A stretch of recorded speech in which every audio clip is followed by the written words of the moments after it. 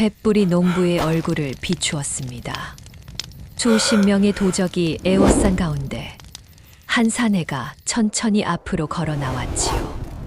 왼쪽 눈 밑에 뱀처럼 구불구불한 흉터가 달빛 아래 번들거렸습니다. 사내가 비릿하게 웃었습니다. 농부의 눈이 커졌지요. 사내는 천천히 칼을 빼어들었지요. 칼끝이 농부의 목을 향했습니다. 바로 그 순간이었습니다. 산 위에서 온 천지를 뒤흔드는 울음소리가 울려 퍼졌지요. 이것은 은혜를 갚으러 온 산의 이야기입니다. 아랑야담에 오신 여러분 환영합니다. 구독과 좋아요 눌러주세요. 오늘의 야담 시작합니다. 옛날 옛적 첩첩이 이어진 산줄기 사이로 하늘이 손바닥만 하게 보이는 깊은 골짜기에 한 농부가 살고 있었습니다. 새벽이면 산안개가 골짜기를 가득 채웠고 해가 뜨면 안개는 천천히 걷히며 산봉우리에 황금빛을 입혔지요. 농부는 그 광경을 바라보며 하루를 시작했습니다. 비록 가진 것 없는 가난한 삶이었으나 산이 주는 맑은 공기와 사계절 변하는 풍경만큼은 어떤 부자도 빼앗아 갈 수 없는 것이었지요. 농부는 입이 무거운 사람이었습니다. 마을에 내려가 장을 보는 날에도 꼭 필요한 말 외에는 입을 열지 않았고 이웃이 말을 걸어도 고개를 끄덕이거나 짧게 대꾸하는 것이 고작이었지요. 사람들은 농부를 무뚝뚝한 사람이라 여겼으나 그 침묵 뒤에 숨겨진 사연을 아는 이는 아무도 없었습니다. 10여 년 전 농부에게는 어린 아들과 아내가 있었습니다. 아들은 이제 막 걸음마를 떼기 시작한 나이였고 아내는 늘 환한 웃음으로 농부를 맞이했지요. 비록 긴 일을 걱정해야 할 만큼 가난했으나 저녁이면 아궁이 앞에 모여 앉아 서로의 온기를 나누는 것만으로도 세상 부러울 것이 없었습니다. 그러나 어느 해 겨울 악몽 같은 일이 벌어졌지요. 농부가 뗄나무를 하러 산에 간 사이 도적대가 마을을 휩쓸고 지나갔습니다. 농부가 허겁지겁 달려왔을 때 집은 이미 잿더미가 되어 있었지요.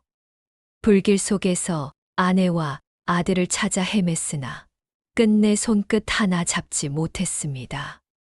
그날 이후로 농부는 말을 잃었습니다. 울 수도 소리칠 수도 없었지요.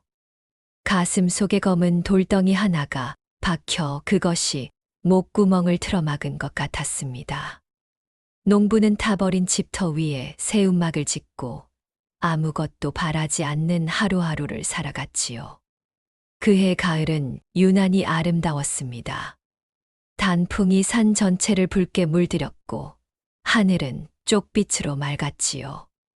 농부는 겨울을 나기 위해 뗄나무를 모으고 밭에서 거둔 곡식을 말리느라 바쁜 나날을 보냈습니다. 그런데 이상한 일이었지요. 며칠 전부터 산짐승들의 움직임이 심상치 않았습니다. 새들은 평소보다 일찍 남쪽으로 떠났고 멧돼지와 노루는 산 깊숙이 자취를 감추었지요. 마치 무언가 큰 일이 일어날 것을 미리 아는 것처럼. 농부는 고개를 갸웃거렸으나 대수롭지 않게 여겼습니다. 짐승들의 일을 사람이 어찌 알겠습니까? 농부는 평소처럼 도끼를 들고 산으로 향했지요. 낙엽이 수북이 쌓인 산길을 한참 걷던 농부는 문득 이상한 냄새를 맡았습니다. 피비린내였지요. 짙고도 비릿한 냄새가 바람을 타고 코끝을 스쳤고 농부의 발걸음이 저도 모르게 느려졌습니다. 가슴이 불안하게 뛰기 시작했지요. 덤불 사이로 무언가 꿈틀거리는 것이 보였습니다. 농부는 조심스레 다가가 풀을 헤쳤고 그 순간 숨이 멎을 뻔했지요. 커다란 호랑이 한 마리가 사냥꾼의 쇠덫에 앞발이 물린 채 피투성이로 쓰러져 있었습니다. 호랑이의 앞발은 덫의 날카로운 이빨에 깊숙이 파고들어 살점이 드러나 있었고 주변의 흙과 낙엽은 온통 검붉은 피로 물들어 있었지요. 호랑이는 이미 기력이 다한 듯 거친 숨만 몰아쉬고 있었습니다.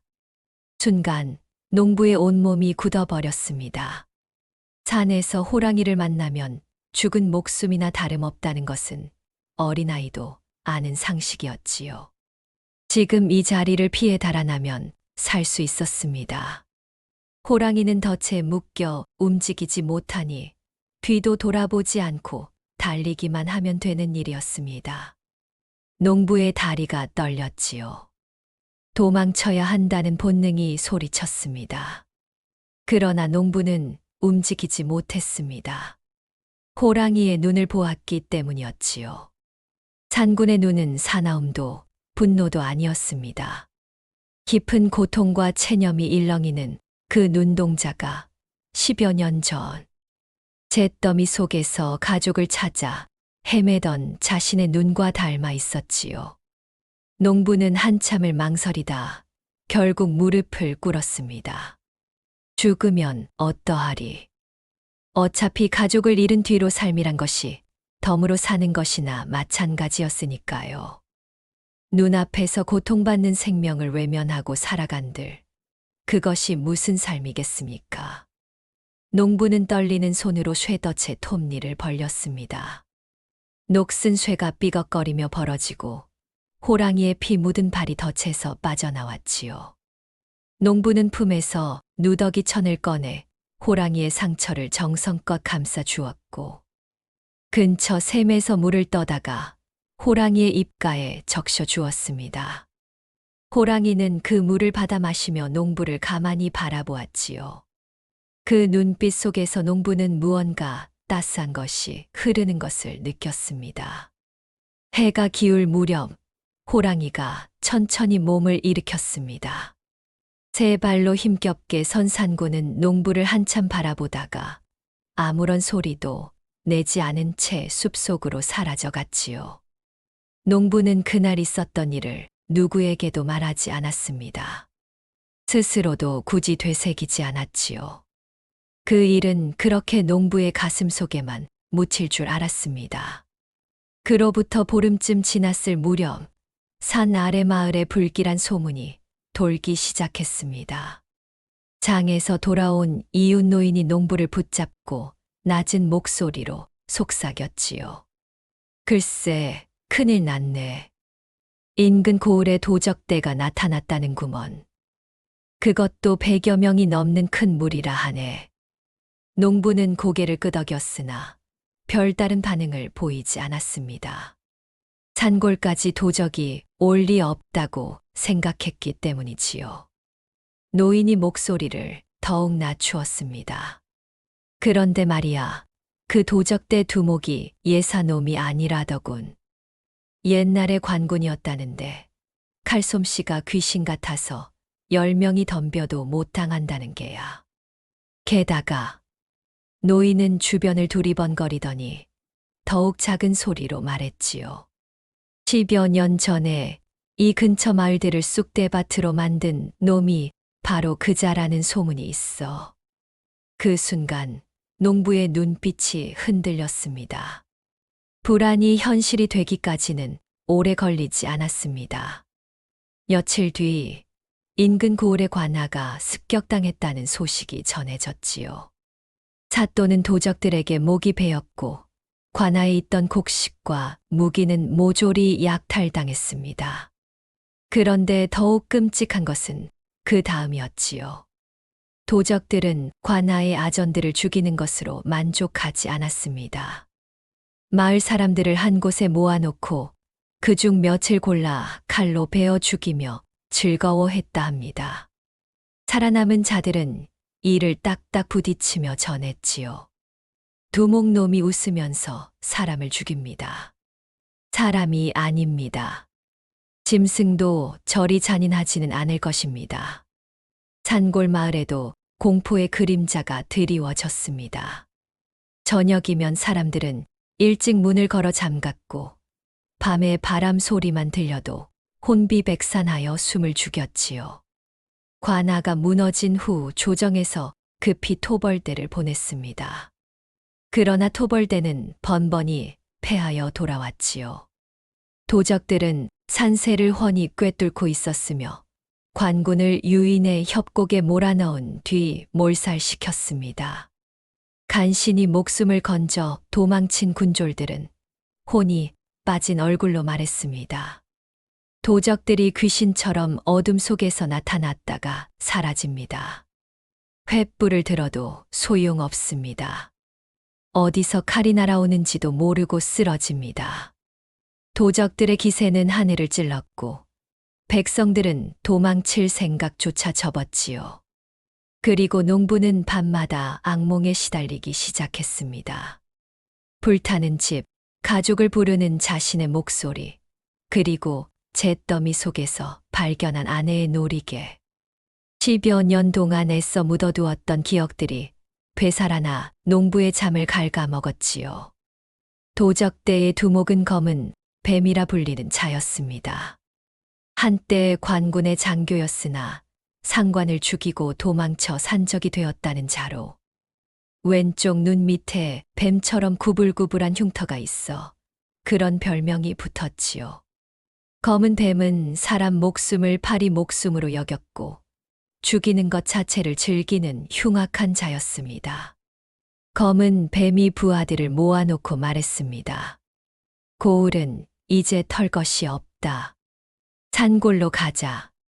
숨어 사는 놈들 중에 몰래 재물을 모아둔 자들이 있을 것이다. 부하 중 하나가 앞으로 나섰지요. 일찍이 산골 마을에서 도둑질을 하다 쫓겨난 자였습니다. 두목, 저 산비탈에 혼자 사는 농부놈이 있습니다. 10여 년 전에 식구들이 다 죽었다는데 그 뒤로 미친 놈처럼 혼자 삽니다. 검은 뱀의 입꼬리가 올라갔습니다. 10여 년 전이라. 혹시 그때 내가 털었던 마을놈인가? 그럴 겁니다, 두목. 검은 뱀은 낮게 웃었지요. 재미있군. 그때 살아남은 놈이 있었어. 이번에는 확실히 끝내주마. 해가 지고 어둠이 내리자 도적들은 횃불을 끄고 달빛만을 따라 산길을 올랐습니다.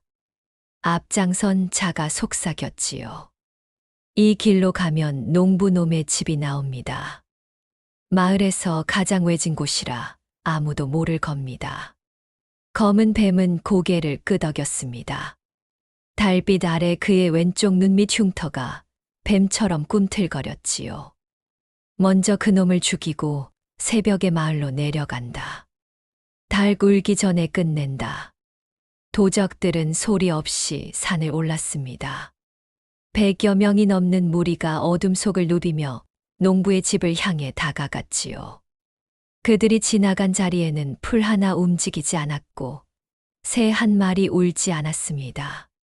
산 전체가 숨을 죽인 것 같았습니다. 농부는 저녁을 먹고 잠자리에 들려던 잠이었습니다. 밤바람이 유난히 차갑게 느껴지는 밤이었지요. 농부는 아궁이에 장작을 하나 더 넣으려다 문득 고개를 들었습니다. 이상했습니다. 온 산이 고요했지요. 벌레 소리도 올빼미 울음도 들리지 않았습니다. 마치 산 전체가 죽은 것처럼. 그때 개가 미친 듯이 짖기 시작했습니다. 처음에는 산짐승이 내려왔나 싶었지요. 그러나 짖는 소리가 점점 다급해지더니 갑자기 비명과 함께 끊어졌습니다. 농부의 등줄기로 서늘한 기운이 흘렀습니다. 문틈 사이로 밖을 살피는 순간 농부의 얼굴에서 핏기가 사라졌지요. 수십 개의 횃불이 어둠 속에서 나타나 농부의 집을 둘러싸고 있었습니다. 칼과 창을 든 사내들이 서서히 원을 좁혀오고 있었지요. 안에 있는 놈 나와라. 익숙한 듯 낯선 목소리가 밤하늘을 찢었습니다. 농부는 문을 열고 밖으로 나왔습니다.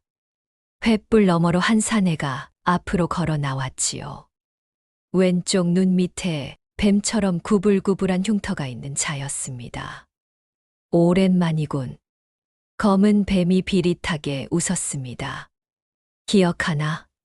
10여 년 전 그 겨울밤. 내 집이 활활 타오르던 그 밤을. 농부의 눈이 커졌지요. 심장이 쿵쿵 뛰기 시작했습니다. 10여 년 동안 묻어두었던 분노가, 슬픔이, 원한이 한꺼번에 치밀어 올랐습니다. 네, 내 놈이. 농부의 입에서 10여 년 만에 제대로 된 말이 터져 나왔지요. 내 놈이 내 가족을. 검은 뱀은 고개를 끄덕였습니다. 그래, 내가 죽였다. 아내도 어린 것도. 그런데 내 놈은 살아남았더군. 10여 년이나 숨어 살았어. 대단하다, 대단해. 검은 뱀이 천천히 칼을 빼어 들었지요. 하지만 오늘 밤 끝내주마. 10여 년 전에 못다 한 일을 마무리해야지. 농부는 주저앉았습니다. 무기도 없고 싸울 힘도 없었지요. 도망칠 곳도 없었습니다. 사방이 도적들로 둘러싸여 있었으니까요. 검은 뱀이 천천히 다가왔습니다. 비겁하게 도망도 못 치는군. 10여 년 전 내 아내도 그랬지. 애를 품에 안고 벌벌 떨면서 농부의 손이 땅을 움켜쥐었습니다. 분노로 온몸이 떨렸지요. 그러나 아무것도 할 수 없었습니다.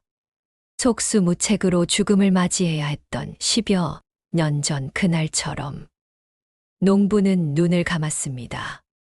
미안하오, 여보. 미안하다, 아들아. 원수를 갚지도 못하고 이렇게 죽는구나. 검은 뱀이 칼을 들어 올렸습니다. 바로 그 순간이었지요. 으르르 산 위에서 낮고 긴 울음소리가 울려 퍼졌습니다. 그것은 보통 짐승의 울음이 아니었지요. 산 전체가 울리는 듯한 깊고도 장엄한 포효가 어둠을 뚫고 내려왔습니다. 마치 산 자체가 잠에서 깨어나 노후하는 것 같았습니다. 도적들의 움직임이 일제히 멈췄지요. 뭔 소리냐? 검은 뱀이 칼을 든 채 주변을 둘러보았습니다. 횃불을 든 도적들의 손이 떨리기 시작했지요. 다시 한번 울음소리가 울려 퍼졌고, 이번에는 더 가까웠습니다. 땅이 미세하게 흔들렸고, 나무들이 바람도 없이 흔들렸지요. 먼저 반응한 것은 말들이었습니다. 도적들이 타고 온 말들이 갑자기 미친 듯이 날뛰기 시작했지요. 고삐를 잡아당겨도 소용없었습니다. 말들은 울부짖으며 도적들을 내팽개치고 달아났습니다. 15장. 보이지 않는 공포. 비명이 터져 나왔습니다. 도적 무리의 맨 뒤에 있던 자가 갑자기 어둠 속으로 끌려 들어갔지요. 횃불이 땅에 떨어졌고 비명은 짧게 끊어졌습니다. 무슨 일이냐? 검은 뱀이 소리쳤으나 대답하는 자가 없었습니다. 또 한 명이 쓰러졌지요. 이번에는 소리조차 지르지 못했습니다. 어둠 속에서 무언가가 번개처럼 스쳐 지나갈 때마다 도적 하나가 사라졌고 피비린내가 바람을 타고 퍼졌지요. 도적들은 칼을 빼어 들고 서로의 등을 맞대었습니다. 그러나 적이 어디 있는지 보이지 않았지요. 횃불이 비추는 것은 공포에 질린 동료들의 얼굴뿐이었습니다. 또 한 명이 끌려갔습니다. 그리고 또 한 명. 호랑이다. 누군가가 소리쳤지요. 그 한마디에 도적들의 대오가 와르르 무너졌습니다. 도적들은 서로를 밀치며 도망치기 시작했습니다. 어둠 속에서 들려오는 포효에 간담이 서늘해져 앞뒤를 분간하지 못했지요. 산길에서 굴러떨어지는 자도 있었고 동료를 밟고 지나가는 자도 있었습니다. 그리고 도적들이 도망치는 산길 위로 거대한 그림자가 달빛을 받으며 나타났지요. 호랑이였습니다. 산구는 바위 위에 서서 아래를 내려다보고 있었습니다. 황금빛 눈동자가 달빛을 받아 타오르고 있었지요. 마치 산의 신이 인간 세상의 악을 심판하러 내려온 것처럼 호랑이가 포효했습니다. 그 소리에 도적들의 다리가 풀렸지요. 제대로 뛰지도 못하고 기어서 도망치는 자, 땅에 엎드려 용서를 비는 자, 정신을 잃고 쓰러지는 자. 그토록 흉악하던 도적대가 한순간에 오합지졸로 변해버렸습니다. 농부는 그 모든 광경을 멍하니 바라보고 있었습니다. 도적들이 흩어지고 산길이 조용해지자 호랑이가 천천히 농부에게로 다가왔지요. 농부는 도망치지 않았습니다. 아니, 도망칠 생각조차 들지 않았습니다. 호랑이가 농부 앞에 섰습니다. 그제야 농부의 눈에 보였지요. 호랑이의 앞발에 감긴 낡은 천 조각이.